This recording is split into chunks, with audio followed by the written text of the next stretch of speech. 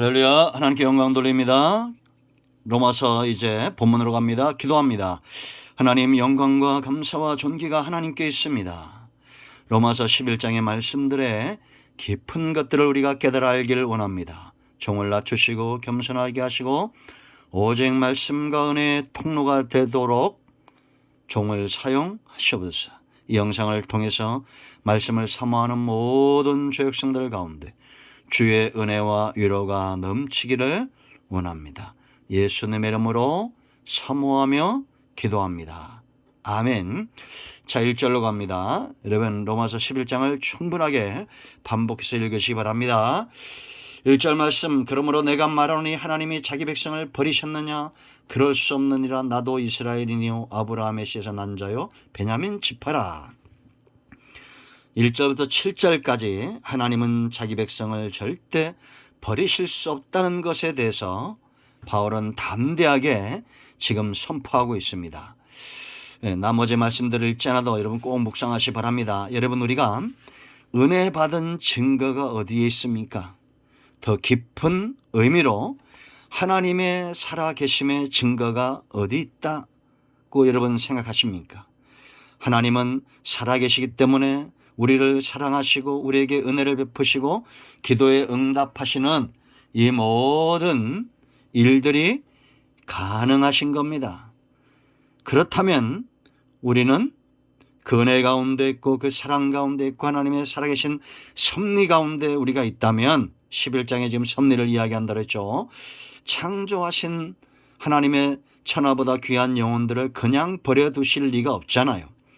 우리가 하다못해 강아지 한 마리를 집에서 키워도 주인의 손길이 얼마나 많이 갑니까? 우리는 공중에 나는 새보다도 들에 피는 백합화나 풀들보다도 훨씬 더 귀한 존재가 아닙니까? 우리는 하나님의 능력에 매여 있고 붙들림 받아 있고 하나님의 은혜 아래 있습니다. 그렇다면 우리 삶 가운데 어떤 증거, 어떤 열매들이 나타나야 될까요? 이것이 11장을 여는 핵심이 됩니다. 확신이죠. 믿음이죠. 담대함이죠. 이런 담대함, 이런 확신을 꺾을 것이 없다고 여러분들은 믿으셔야 됩니다. 사단의 역사가 하나님의 긍휼하심을 꺾을까요? 저와 여러분의 죄가 먹물보다도 더 검은 죄들이 바다보다도 더 깊고 검은 죄들이 하나님의 은혜와 긍휼을 꺾을 수 있겠습니까? 절대 없다는 거 여러분 아셔야 됩니다. 바울이 왜 이렇게 하나님은 자기 백성을 버리실 수 없다고 확신 있게 말합니까? 그 몇 가지 이유가 있습니다. 첫째는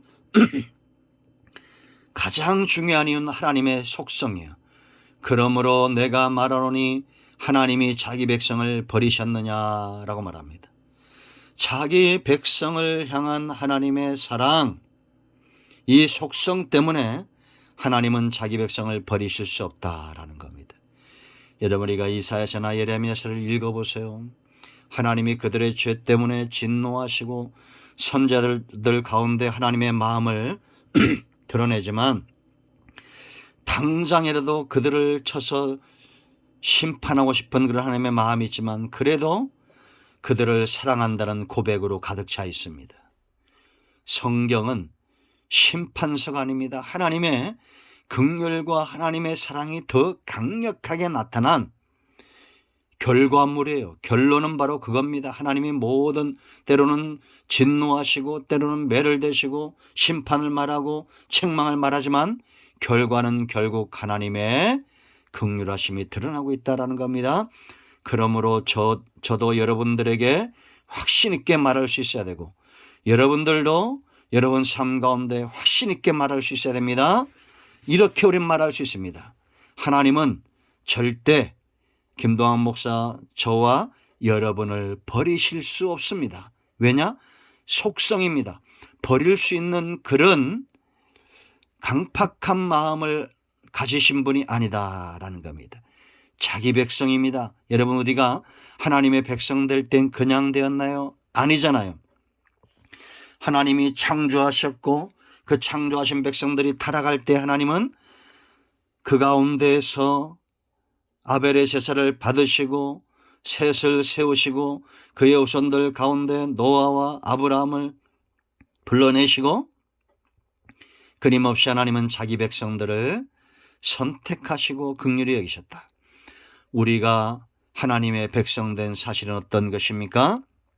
예수 그리스도의 핏값으로 되었다는 겁니다. 이 결정권이 누구에게 있었습니까? 우리가 복음을 듣고 마음으로 믿고 입술로 고백할 때에 하나님이 구원의 열쇠를 저와 여러분에게 주신 거예요. 그런 자들을 의롭다 하시는 것이 하나님의 의라고 로마서 3장 20절에 분명히 말씀하고 있다는 겁니다.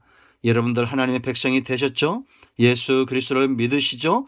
마음으로 믿고 입술로 시인하시죠? 사단의 역사도 어떤 죄도 우리의 연약함도 우리의 경건하지 않음도 우리의 죄인됨도 우리의 원수됨도 하나님과 우리 사이에 이 화목해 되었던 하나님의 백성 되었던 사실을 꺾어낼 수 없다라는 겁니다. 얼마나 놀라운 축복입니까? 은혜입니까? 하나님의 사랑입니까? 긍휼입니까? 그렇다면 우리는 이제 확신 있게 말해야 됩니다. 그래도 하나님은 나를 버리지 않아. 하나님은 여전히 나를 사랑하셔. 그렇게 확신 있게 말할 수 있어야 된다라는 겁니다. 우리가 바울을 통해서 깨달을 수 있는 가장 분명한 것, 이런 담대함입니다. 바울은 담대하게 하나님 앞에서 이 말씀을 선포하는데 저는 확신하건대 이거는 바울의 고백이 아니라 하나님이 바울을 통해서 주시는 하나님의 마음이다라는 겁니다. 나는 너희를 절대 버릴 수 없다. 너희 죄가 검붉고 너희 죄가 먹물보다 진하고 사단의 역사가 있다 할지라도 너희가 수만 번 넘어진다 할지라도 나는 너희를 버리지 않는다. 우리가 이제 9장과 10장과 11장을 마치면서 하나님의 이 긍휼하심과 신실하심에 눈이 떠져야 됩니다.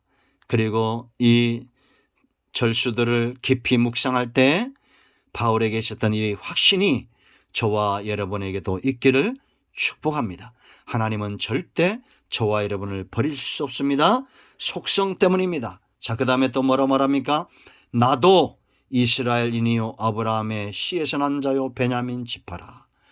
바울이 왜 이 말을 합니까? 뭘 지금 생각한 겁니까? 언약을 생각한 겁니다. 하나님은 언약을 모른 채 하지 않는다. 하나님은 거짓말하지 않는다. 우리는 언약 백성입니다. 하나님이 아브라함과 언약을 맺으실 때에 그 언약에 대해서 분명히 하실 때, 반드시 내가 이 언약을 지킨다는 사실을 분명히 하실 때 어떤 과정들을 이루어가는지 우리가 창세기를 통해서 보았습니다. 12장에서 13장에서 15장에서 하나님은 아브라함을 찾아오시고 그와 말씀하시고 교제하시면서 아브라함의 믿음을 더 견고히 하셔요. 그런데 14장에서 아브라함이 가나안의 왕들과 전쟁에서 승리하고도 두려움에 떨고 있을 때 하나님이 아브라함에게 어떻게 합니까? 재물을 준비하게 하고 그 재물을 쪼개고 그 사이로 하나님이 혼자 지나가셨어요. 이건 놀라운 겁니다. 내가 너와 너에게 약속한 언약을 지키지 않으면 내가 이 재물처럼 쪼개질 거다라는 거요. 전능하신 하나님이 아브라함에게 이 약속을 하셨는데 그것은 아브라함뿐만 아니라 아브라함의 모든 육체와 영적 믿음의 후손들과 맺은 언약, 구속 언약입니다. 여러분 얼마나 놀랍습니까? 하나님이 저와 여러분을 향해서 언약들을 지키지 않는다면 하나님이 쪼개지신다는 겁니다. 우리가 확신 있게 담대하게 서지 못할 이유가 없습니다. 하나님의 신실하심은 저와 여러분을 담대하게 합니다. 평안하게 합니다. 세상 그 어떤 것들도 두려워하지 않게 합니다. 여러분이요 강하고 담대하십시오. 두려워하지 마십시오. 그리고 담대히 말하십시오. 하나님은 거짓말쟁이가 아니야. 하나님은 절대 우리를 버리실 수 없어. 나를 버리실 수 없어. 아멘. 여기까지 합니다. 하나님 오늘 이 말씀을 기억합니다. 우리 속에 이 담대함이 보다 커지게 하시고 하나님의 은혜와 긍휼 가운데 더 붙들림 바 되어서 강하고 담대하게 복음 전도자로 살게 하옵소서. 예수님의 이름으로 사모하며 축복하며 치유하며 기도합니다. 아멘. 이제 아프신 분들 손 얹으시고 문제 있는 분들 가슴에 손 얹으시기 바랍니다. 반드시 문제는 해결됩니다. 나사는 예수 그리스도의 면허니 우리 가운데 사는 모든 병마와 흑암의 역사는 묶임을 놓고 떠나갈지어다. 온 영과 온 마음과 온 죄는 치유되며 회복될지어다. 예수님의 이름으로 축복하며 치유하며 기도합니다. 아멘. 할렐루야. 응답되었습니다.